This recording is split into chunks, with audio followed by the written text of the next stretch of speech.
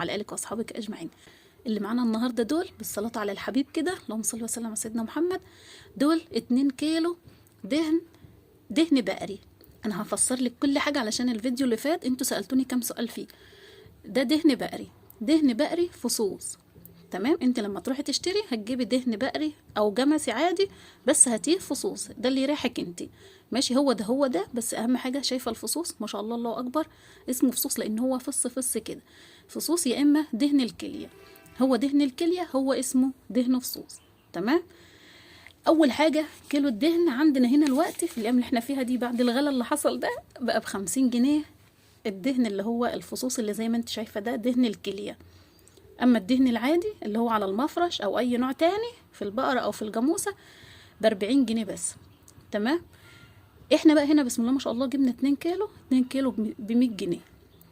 طيب لما نيجي نحول الزبدة بلدي، طب الزبدة البلدي سعرها يا ام يوسف الوقتي؟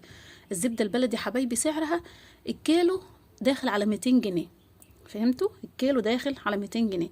احنا اول حاجة علشان ما نتوهش من بعضنا ونرجع نكمل كلامنا، احنا كده حطينا ال2 كيلو ده قطعناهم، يعني ما قطعناش كتير قوي فيهم ولا حاجه. عايزه تقطعيهم انت صغير قطعيهم. الشغل اللي جاي ده عايزه تشتغليه ماشي، ما انتش عايزه تشتغليه هقولك على حاجات تانية. مش لازم تحطي اللي احنا حطيناه بس، اقسم بالله طريقتنا ممتازه.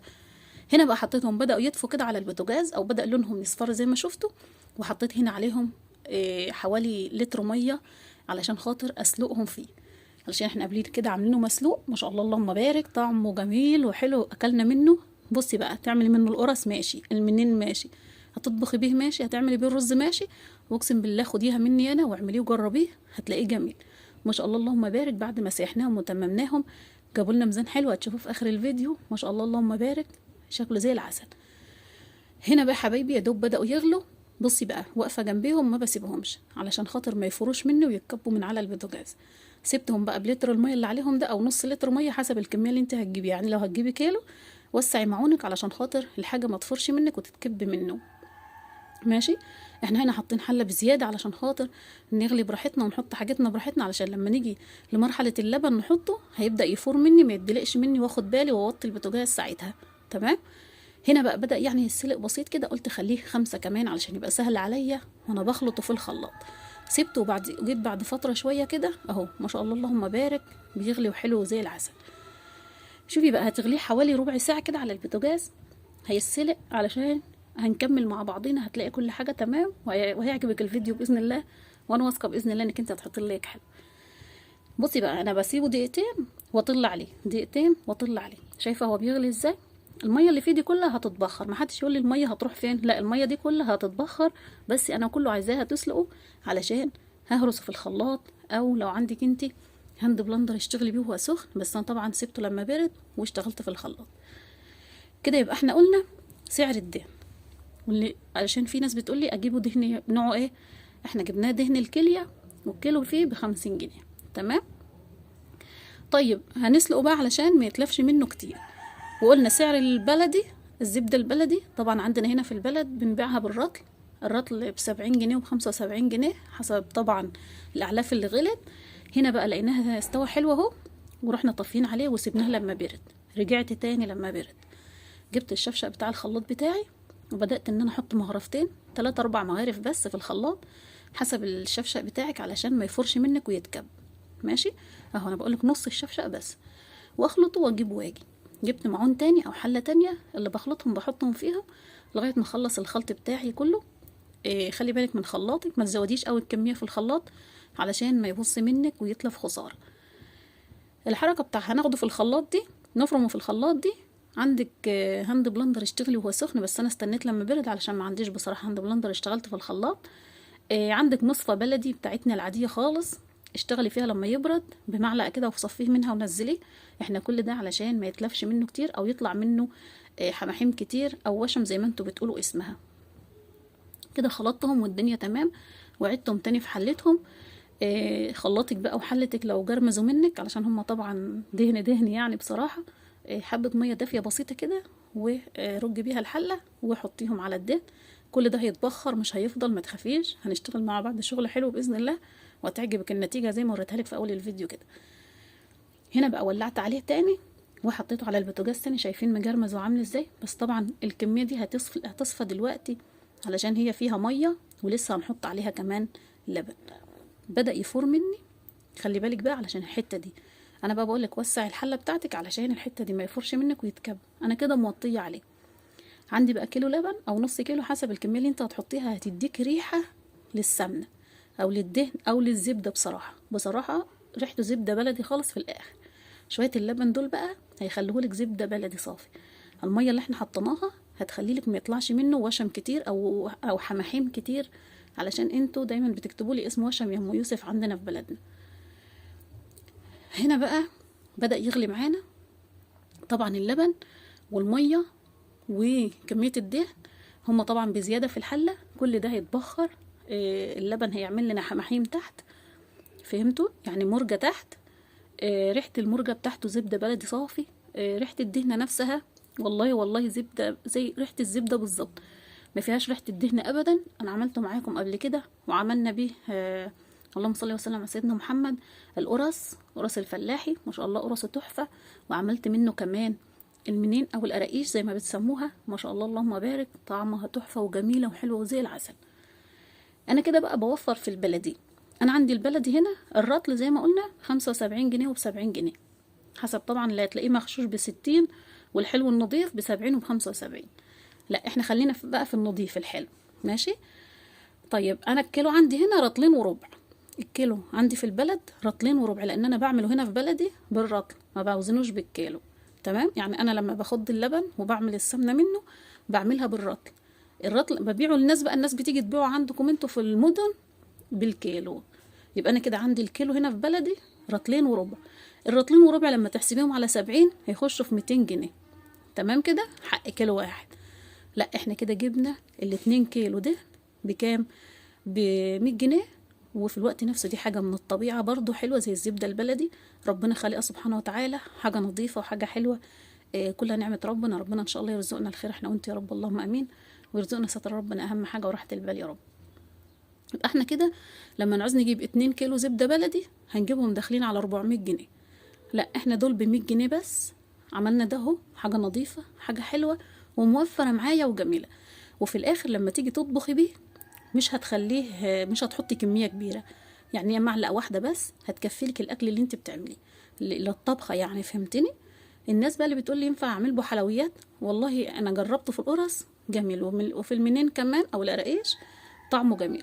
وفي الرز بقى ما اقولكيش على الرز، والله بيخلي الرز طعمه زي العسل. لعلمك انا مش هحلف بالله كدب يعني عشان فيديو ولا عشان لايك ولا الحاجات دي. تمام كده؟ جربيه واكتبي لي في التعليق وقولي لي انت جربتيه وايه معاكي بالظبط.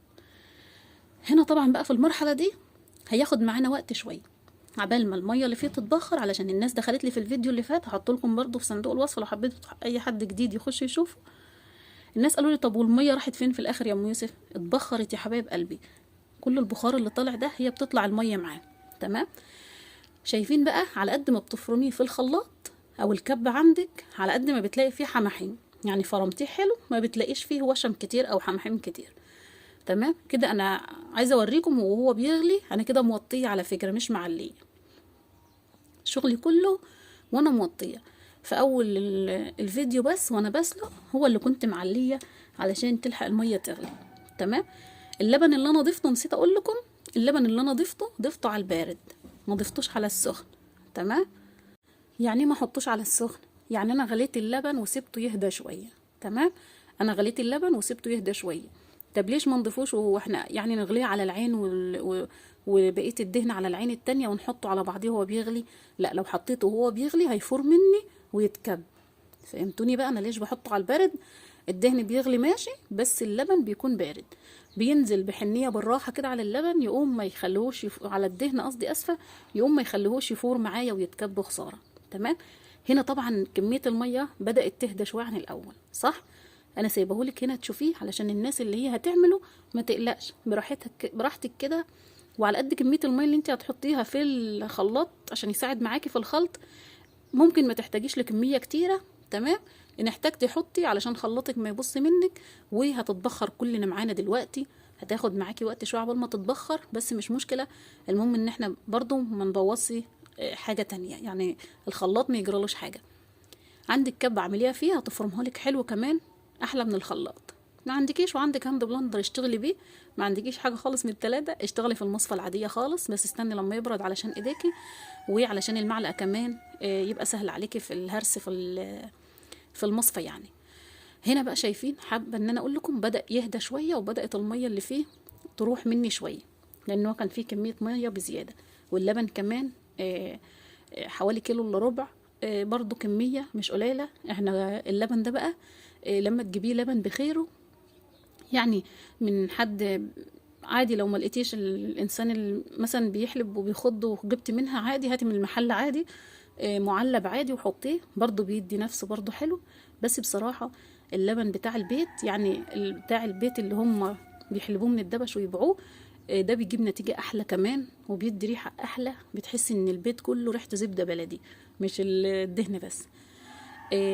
بجد بجد ثقي في كلامي، وبجد بجد لو عملتيه هتلاقيه جميل وحلو، وفي الوقت نفسه مش هيتلف منك كمية كبيرة. حكاية السلق اللي احنا بنسلقها في الأول دي بتضيع لك خالص الكمية اللي احنا هتتلف.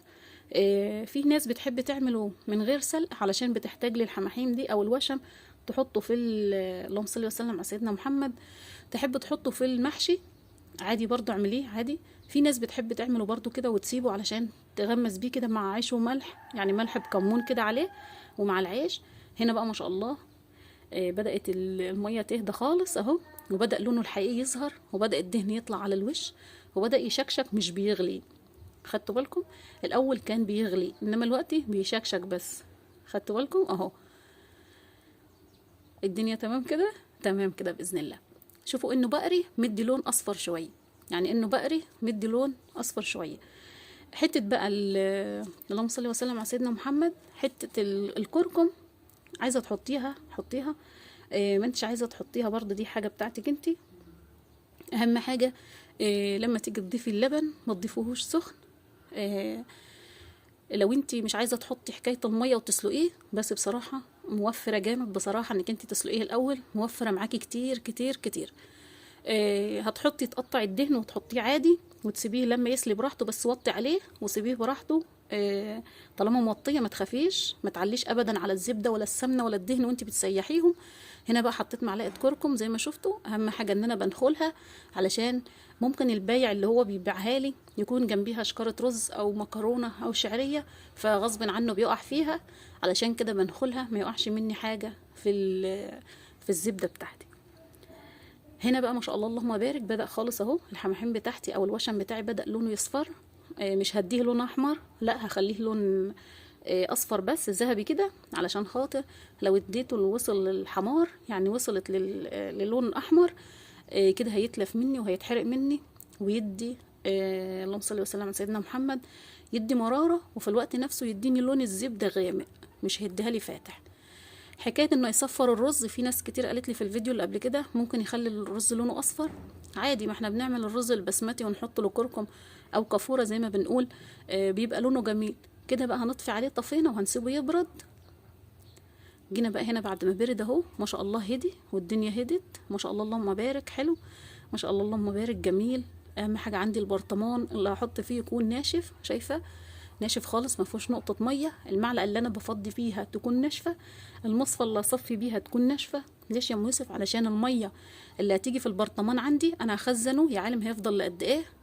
ممكن لو كميه كبيره انت عاملاها هتقعد معاكي فتره طويله، تفضل معاكي على الرخامه وتفضل نظيفه ما يبقاش فيها حاجه، تعيش معاكي فتره ما تديش عفن على الوش. معلش انا اسفه اني بقول لكم كده، بس انا بحب ان انا اقول لكم على كل حاجه من الاخر، ما اقعدش اقولها يعني بحاجه انتوا مش هتفهموها مني، لا. حرصي على حاجتك، حرصي على اكلك، حرصي على الحاجه اللي انت بتعمليها لاولادك، اعمليها بحب علشان خاطر تيجي طعمها حلو وتيجي ريحتها حلوه وتيجي من الاخر حاجه حلوه ومفيده لاولادك وتغذيهم. هنا بقى في كميه لسه عندي في الوشم عندي او في الحماحيم، هبدا اصفيها بالمصفى زي ما انتم شايفين واحده واحده، علشان انا مش عايزه احط خالص حماحيم في البرطمان، انا عايزاها اخليها لوحديها علشان برضو ما تجيبش فيه طبقه من العفن او اي حاجه للظروف، برضو ما اضمنش الظروف. كده ما شاء الله ما فيهوش نقطه ميه كده، ما فيهوش اي حاجه خالص. اللبن اللي انا حطيته ادى طعم للزبده انا مش عايزه اقول عليها دهن بقى بصراحه، ريحته زبده بلدي يعني، بجد بجد بامانه. ريحته زبده بلدي خالص. اعمليه وجربيه على امانتي انا، ان طلع اختلف منك هاتيهولي انا اطبخ بيه. ماشي. بامانه طعمه جميل وريحته جميله جميله جميله بصراحه. كده بقى خلاص صفيت الكميه بتاعتي، هسيبها لما تبرد وهرجع لك تاني اوريكي بقى شكلها عامل ازاي. دول بقى الوشم بتوعي او الحماحين بتاعتي. حبه ملح بكمونه بقى عليهم كده، وبألف هنا وشفا يا رب على قلوبكم. هنا بقى الزبده بتاعتي، ما اقولش دهن بقى، هنا نقول زبده. الزبده بتاعتي خلاص بردت وهدت وجمدت بعد ساعتين بالظبط، لان احنا في جو الشتاء زي ما قلت لكم. عبال ما عملت اكل الولاد كان ما شاء الله اللهم بارك زي ما انتم شايفين كده جمدت، لان هي اصلا خام يعني، يعتبر المعلقه فيها معلقه يعني. انت لما تيجي تطبخي مش هتاخدي الكميه اللي انت كنت بتاخديها في العادي. شايفين ما شاء الله اللهم بارك الترميله عامله ازاي، ما شاء الله اللهم بارك، لا حول ولا قوه الا بالله. حبيت اجيب لك طبق واوريكي. ترميله ترميله اعملي بها اي اكل انت عايزاه، وجربيها في الكيكه هتلاقيها جميله برضو.